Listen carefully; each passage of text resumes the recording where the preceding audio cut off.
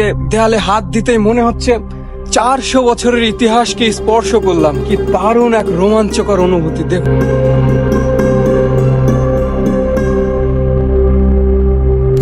ওনার মেয়েটা মারা গেছে তাও তো আজ থেকে 50 বছর আগে।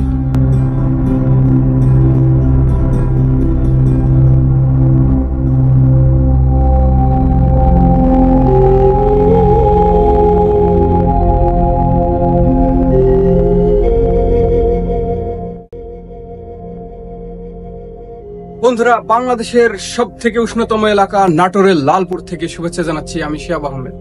আমি এখন আছি নাটোরের লালপুর উপজেলার চংধুপুল ইউনিয়নের বাওড়া গ্রামে। আমার পিছনে যে মসজিদটি দেখতে পাচ্ছেন, এটি 400 বছরের পুরনো মুঘল আমলের নির্মিত মসজিদ।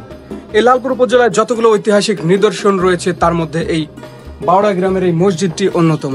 আজকে আমি এই মসজিদ ঘুরে ঘুরে দেখব এবং এই মসজিদের সমস্ত ইতিহাস আপনাদের সামনে তুলে ধরবো।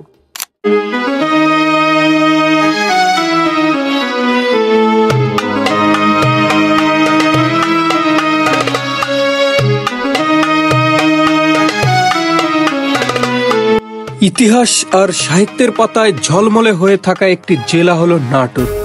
মোগল যুগে নাটোর যে কতটা সমৃদ্ধ হয়ে উঠেছিল তার প্রমাণ মিলছে নানা ক্ষেত্রে। আর ইতিহাসের সাক্ষী হয়ে আছে 3 গম্বুজ বিশিষ্ট মোগল মসজিদটি, স্থানীয়ভাবে যাকে সবাই বাওড়া মসজিদ নামে চেনে। নাটোর জেলার চিরচেনা একটি থানা লালপুর। লালপুর উপজেলায় যতগুলো প্রাচীন পুরনো ঐতিহাসিক নিদর্শন রয়েছে তার মধ্যে অন্যতম বাওড়া এক কাতারের 3 গম্বুজ মসজিদটি। 400 বছরের বেশি সময় ধরে মুসলিম স্থাপত্য শিল্পের ঐতিহ্য বহন করে আজও দাঁড়িয়ে আছে মসজিদটি। বর্তমানে এটি বাওড়া মসজিদ নামেই পরিচিত। ইতিহাসবিদদের মতে উপজেলার সবচেয়ে পুরনো 2টি মসজিদের মধ্যে এটি অন্যতম। মসজিদটি ঠিক কত সালে প্রতিষ্ঠিত হয়েছিল তার কোনো সঠিক ইতিহাস আজও পাওয়া যায়নি। তবে সঠিক কোনো ইতিহাস না পাওয়া গেলেও মসজিদটির গঠনশৈলী ও নির্মাণের উপাদান মোগল আমলের নির্মিত মসজিদের সাথে সামঞ্জস্যপূর্ণ। সেই হিসেবে মসজিদটি 400 বছরের পুরনো বলে ধারণা করা হচ্ছে। পাতলা ইটের তৈরি 3 গম্বুজ বিশিষ্ট এই মসজিদটি মুসলিম স্থাপত্য শিল্প ও শিল্পকলার এক অপূর্ব নিদর্শন। ইটের গাঁথুনিতে জোড়ক মশলা হিসেবে ব্যবহার করা হয়েছে চুন সুরকি। মসজিদটির গাঁথুনি এবং এর ভিতরে ও বাইরের নিপুণ শিল্পীর হাতে করা হয়েছে নানা কারুকার্য।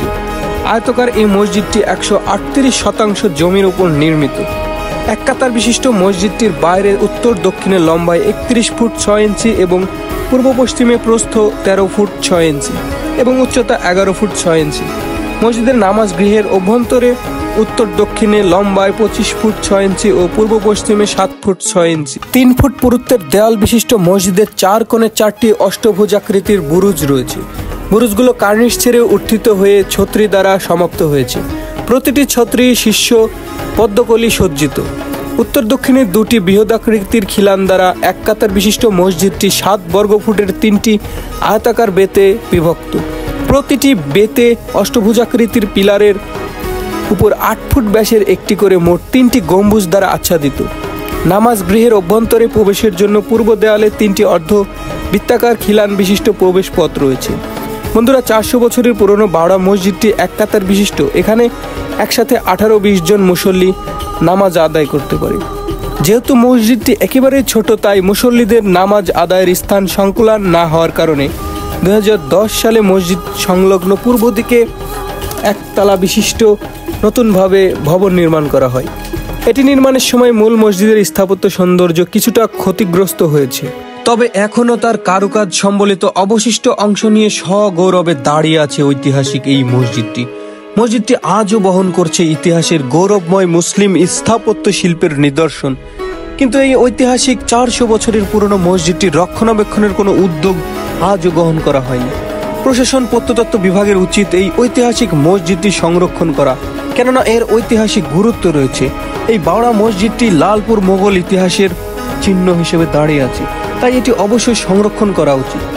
মসজিদটির রক্ষণাবেক্ষণে প্রত্নতত্ত্ব বিভাগ সরকারি বেসরকারি সহায়তা কামনা করছেন এলাকাবাসী। এই যে স্থানীয় একজন কাকুকে পেয়েছি, তার থেকে এই মসজিদ সম্পর্কে কিছু জানবো। আচ্ছা কাকু, এই মসজিদ সম্পর্কে আপনি কি জানেন? এটা বহু পুরাতন, আমার জন্মেরও অনেক আগে, আমার মুরব্বীদের জন্মের আগে এই মসজিদটা মোগল সম্রাট শাস্তা খান আমলে বাংলাদেশ এই নাটোর জেলার ভিতরে 3টা মসজিদ হয়েছে, একটা নাবিরপাড়া, একটা ইয়াতে, আর একটা বাউরাতে। এটার কারুকার্যগুলি সম্পূর্ণই নতুন সিস্টেম, সব সাপের কোনা, এবং সবগুলি কি এক মানে বিশাল পাতলা পাতলা ইটের বিশাল ওয়াল, ভিতরে পর্যাপ্ত পরিমাণ জায়গা নাই, এক কাতার লোক হইতো। এই মসজিদটি কত বছরের পুরনো হতে পারে? প্রায় এখানে 50-60 বছর, তারও বেশি। এই স্থাপনাটার কথা বলছি, এটা তো শুনেছি 400-500 বছরের পুরনো। এটা না, এত না, 250-300 বছর। আচ্ছা আচ্ছা। এই পুরাতন এই মসজিদের সংস্কারে বা সংরক্ষণে কি প্রশাসন কোনো উদ্যোগ নিয়েছে? না, প্রশাসন কোনো ধরনের উদ্যোগ নেয় না, আর যা করার আমরাই করি। এটা কি সংরক্ষণ করা উচিত? অবশ্যই মনে করছেন? এইটা একটা জিনিস, বাংলাদেশের ঐতিহ্যবাহী একটা জিনিস, এটা সংরক্ষণ না করলে একসময় বিলুপ্ত হয়ে যাবে, একসময় ভেঙে চুরে পড়ে যাবে, সব নির্দেশনাগুলি আস্তে আস্তে হারায় যাবে। অবশ্যই এখন মনে করো সংরক্ষণ করা এবং এটাকে করাটাই হলো মেন কাজ, তাইলে মনে করে এই মসজিদটা ঠিকই থাকবে। এই যে এগুলি আছে ভাঙাচুরা গুলি, এগুলি একটু প্লাস্টার করলে তাইলে মনে করো লোনাটাও ধরবে না, আর এগুলা ভাঙবেও না।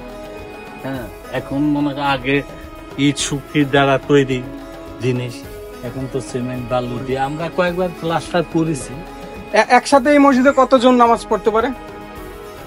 আগের যে মসজিদটা ছিল একসাথে 20 জনের বেশি নামাজ পড়তে পারতো না, এক কাতারই হতো, আর সামনে ইমাম সাহেব থাকতো, এক কাতারই। আর লোক মুখে শোনা যায় যে এই মসজিদটি নাকি এক রাতে তৈরি করা হয়েছিল, এটা কতটুকু সত্যি? না, এটা কোনো মতেই সত্যি, সম্পূর্ণ বানোয়াট মনে করছি। এটার ম্যাপ আছে, ম্যাপ ছাড়া তার তৈরি হতে পারে না। আর এই যে মসজিদ সংলগ্ন এখানে একটা প্রাচীন আমরা কবর দেখতে পাচ্ছি, এই কবরটা সম্পর্কে আপনি কি জানেন আমাদের যদি বলতেন? এটা ভদ্রলোকের বাড়ি ছিল কলকাতা, হয়তো আমাদের এই দেশে আইছিল ব্যবসা বাণিজ্য করতে, বা যে কোনো ইয়াতে আছে। ওনার মেয়েটা মারা গেছে, তাও তো আজ থেকে 50 বছর আগে, 1937 সালে মারা গেছে। এই এখনো শ্বেত পাথর গুলি সেই সুন্দর অবস্থায় আছে, দেখছি সবগুলি, আর কবরটা সেভাবে হেফাজতে আছে। আস্তে আস্তে এগুলো একটু ভেঙে চুরি যাচ্ছে। এই মসজিদটার পাশাপাশি পুরাতন কবরটাও যদি কেউ সংস্কার করে সরকার থেকে, তাইলে তো মনে করে এই পুরাতন কৃতিত্বগুলি থাকি যায়। বিশেষ করে এই মসজিদটির সংরক্ষণ করা উচিত, কেননা এই অঞ্চলে মুঘল আমলে যে মসজিদ তৈরি হয়েছিল, এটা এখন চলার জন্য থাকলেও এর কিন্তু ঐতিহাসিক গুরুত্ব রয়েছে, যেটা আমি সব সময় বলে থাকি। প্রশাসনের উচিত এ ধরনের স্থাপনাগুলো সংস্কার করে সংরক্ষণ করা। এই যে দেখুন মসজিদ, পুরনো মসজিদ, 400 বছরের পুরনো মসজিদের দেয়ালগুলো একবার দেখুন, ইটগুলো খসে খসে পড়ছে, জরাজীর্ণ অবস্থায় আছে। এই যে দেয়ালে হাত দিতেই মনে হচ্ছে 400 বছরের ইতিহাসকে স্পর্শ করলাম। কি দারুণ এক রোমাঞ্চকর অনুভূতি। দেখুন বন্ধুরা,